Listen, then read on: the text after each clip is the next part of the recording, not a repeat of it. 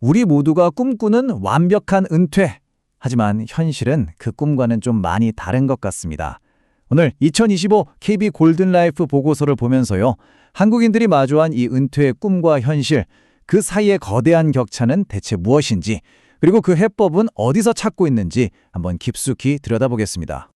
자, 본격적으로 시작하기 전에 한번 상상해 볼까요? 여러분이 꿈꾸는 이상적인 은퇴 생활, 어떤 모습인가요? 아마 다들 머릿속에 그리는 그림이 있으실 텐데요. 그 그림을 잠시 간직하시고 한국인들은 과연 어떤 노후를 꿈꾸는지 같이 한번 보시죠. 네, 그럼 사람들이 그토록 바라는 황금빛 노후, 그 구체적인 모습은 과연 어떨까요? 행복한 노후의 조건, 여러 가지가 있겠죠. 그런데요, 한국인들에게는 딱 두 가지가 정말 압도적으로 중요했습니다. 바로 건강, 그리고 경제력이에요. 보세요, 건강이 거의 절반, 48.6%를 차지합니다. 그야말로 압도적이죠. 그리고 그 뒤를 바로 경제적 안정이 잇고 있고요. 결국 이 두 가지가 딱 받쳐줘야 그제서야 여가도 즐기고 가족들이랑 시간도 보내는 그런 진짜 행복이 시작된다고 보는 겁니다. 그러니까 이게 그냥 아무것도 안 하고 쉬기만 하는 삶을 원하는 게 아니라는 거죠. 편안한 건 기본이고 그 안에서 여가 생활도 하고 또 의미 있는 사회 활동도 하면서 즐거움과 삶의 균형을 찾는 것. 바로 이게 한국인들이 진짜로 꿈꾸는 황금빛 노후의 모습이었습니다. 자, 그런데요. 이렇게 다들 아름다운 꿈을 꾸고 있는데 데이터가 보여주는 현실은 좀 냉정합니다. 이 꿈과 현실 사이에 아주 거대한 불일치가 있거든요. 지금부터가 이 이야기의 핵심인데요. 바로 그 간극에 대해서 한번 파고들어 보겠습니다. 자, 먼저 사람들이 나 이쯤 은퇴하고 싶다 하고 희망하는 나이가 몇 살일까요? 바로 65세입니다. 그런데 현실은요. 실제로 직장에서 은퇴하는 평균 연령은 놀라지 마세요. 56세입니다. 56세요. 보세요, 무려 9년입니다, 9년. 이 9년이라는 예상치 못한 공백이 사실상 모든 문제의 시작점인 거죠. 생각해보세요. 거의 10년이나 일찍 주된 수입이 뚝 끊어져 버리는 거예요. 이렇게 되면 애초에 세웠던 재정계획 전체가 그냥 와르르 무너질 수밖에 없는 겁니다. 그리고 그 재정적인 문제가 바로 여기서 드러납니다. 사람들이 생각하기에 그래도 이 정도는 있어야 좀 편안하게 살겠다 하는 돈이 월 350만 원이에요. 그런데 실제로 내가 준비할 수 있을 것 같은 돈은 얼마냐? 230만 원입니다. 대략 66% 수준이죠. 그러니까 매달 120만 원씩 돈이 부족한 상황이 생기는 거예요. 자, 이렇게 은퇴 시점도 앞당겨지고 돈도 부족할 것 같은데 나는 노후 준비 잘 돼 있다. 이렇게 자신하는 사람이 과연 얼마나 될까요? 결과가 좀 암울한데요. 단 19.1%였습니다. 5명 중에 1명도 채 안 되는 거죠. 정리해보면 이렇습니다. 은퇴 시점, 즉 시간에도 격차가 있고 필요한 돈에도 격차가 있고 심지어 자신감마저 부족한 그야말로 총체적인 불일치 상황인 겁니다. 자, 그럼 사람들은 이 엄청난 간극을 대체 어떻게 메우려고 할까요? 어떤 계획을 가지고 있을까요?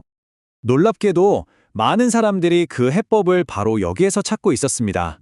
바로 자신이 가진 가장 큰 자산, 내 집입니다. 자, 그 첫 번째 방법이 바로 주택연금. 우리가 흔히 영모기지론이라고 부르는 겁니다.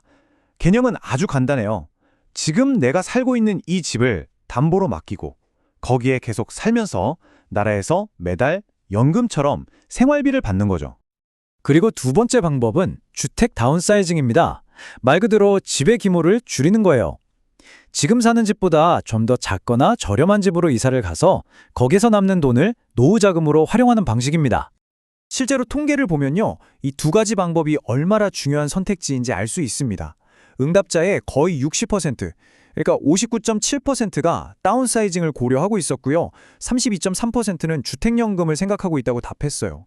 정말 많은 사람들에게 이 집이라는 게 노후의 마지막 버팀목이자 생명줄인 셈이죠. 아니, 왜 이렇게까지 집 크기를 줄이려고 하는 걸까요? 이유는 아주 명확하고 현실적입니다. 첫째, 관리비 같은 주거 비용을 줄일 수 있고요. 둘째, 이게 가장 중요하죠? 노후 자금을 확보할 수 있고요. 그리고 셋째, 아무래도 넓은 집은 청소나 관리하는 게 힘드니까 그런 가사노동 부담을 좀 덜고 싶다는 겁니다. 그런데 이게 단순히 돈 문제만은 아니었습니다. 이렇게 집을 활용해서 자금을 마련하려는 이 모든 계획들, 그 이면에는 사실 한국인들이 정말로 지키고 싶어하는 훨씬 더 근본적인 소망이 숨어 있더라고요. 그게 바로 aging in place, 영어로는 aging in place라고 하는데요. 이걸 쉽게 풀어서 말하면 내가 살던 곳에서 계속 나이 들어가고 싶다. 바로 이 소망입니다. 그리고 이게 그냥 몇몇 사람들의 이야기가 아니에요.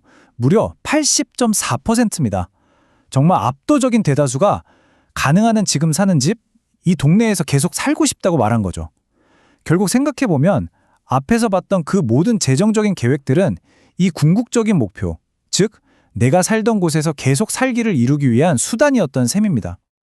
그럼 여기서 말하는 우리 동네는 대체 어디까지를 말하는 걸까요? 대부분의 사람들은요, 걸어서 한 30분 안에 웬만한 걸 다 해결할 수 있는 거리, 그 정도를 우리 동네의 범위로 생각하고 있었습니다. 심리적으로도 또 물리적으로도요. 그리고 그 동네에서 잘 나이 들어가기 위해서 꼭 필요한 게 뭐냐고 물었더니 딱 4가지를 꼽았습니다.